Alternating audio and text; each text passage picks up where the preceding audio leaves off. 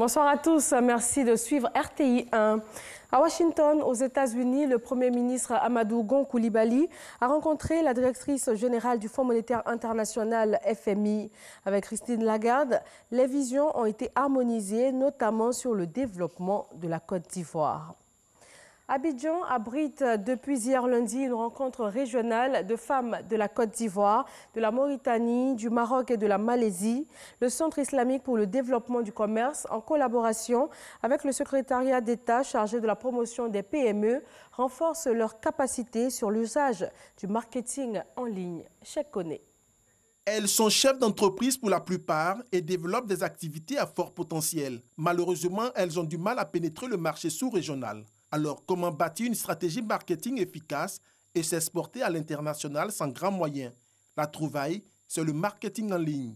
D'où la tenue de la 7e édition de cet atelier régional. L'objectif justement de cet atelier, c'est de vulgariser un peu cet aspect des choses pour que les gens, les femmes entrepreneurs n'aient pas un peu de recul vis-à-vis de ces technologies et aussi leur permettre de mettre leurs produits et services plus visibles sur la toile pour concurrencer aussi bien les entreprises africaines que mondiales. Le marketing en ligne est l'un des moyens les plus abordables pour la promotion des produits et services comparativement au marketing traditionnel. Pour l'autonomisation des femmes, cet outil constitue un levier efficace pour vendre sans se déplacer. Le marketing en ligne permet, à partir des réseaux sociaux, Facebook, Twitter, Instagram, tout ça, de maintenir une relation de proximité et de qualité avec la clientèle.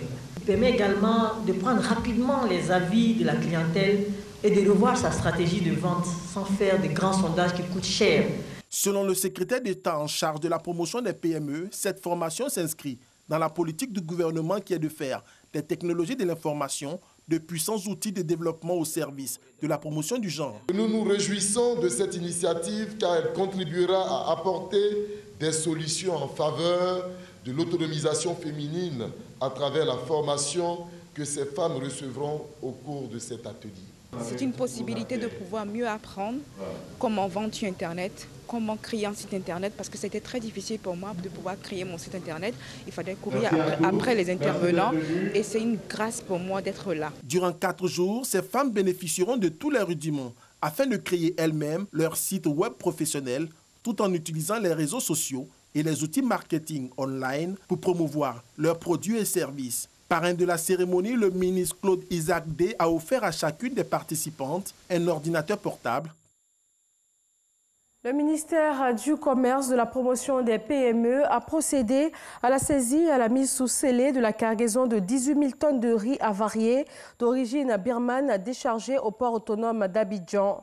Après épuisement des procédures administratives en la matière, le ministère du Commerce, de l'Industrie et de la promotion des PME et le ministère de l'Assainissement et de la Salubrité procèdent depuis ce matin au transfert de la cargaison vers le centre de valorisation et d'enfouissement technique de Kosiouin pour sa destruction. Les chrétiens catholiques vivent la Semaine Sainte dans la prière et le recueillement.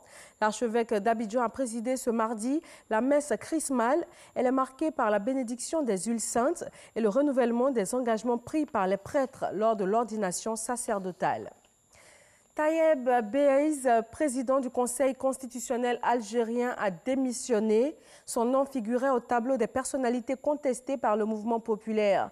Rien ne semble décourager la mobilisation. La rue réclame toujours le départ de tous les responsables du régime depuis bientôt 9 semaines. Au Soudan également, la contestation populaire ne faiblit pas et elle commence à porter des fruits.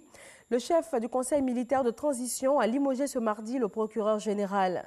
Il est au pouvoir depuis la chute du président Omar el-Béchir et répond ainsi à une demande formulée par les meneurs de la contestation selon un communiqué officiel. Et puis en France, les sapeurs-pompiers sont parvenus à maîtriser ce mardi l'incendie qui a ravagé la cathédrale Notre-Dame de Paris. Le président Emmanuel Macron a promis de rebâtir ce monument historique en lançant une grande souscription nationale. Le pape François a également appelé à la mobilisation de tous pour reconstruire Notre-Dame. Il y a une rencontre prévue ce mardi avec le président Emmanuel Macron. Voilà, merci à tous de votre attention. Rendez-vous pour le 20h. À tout à l'heure.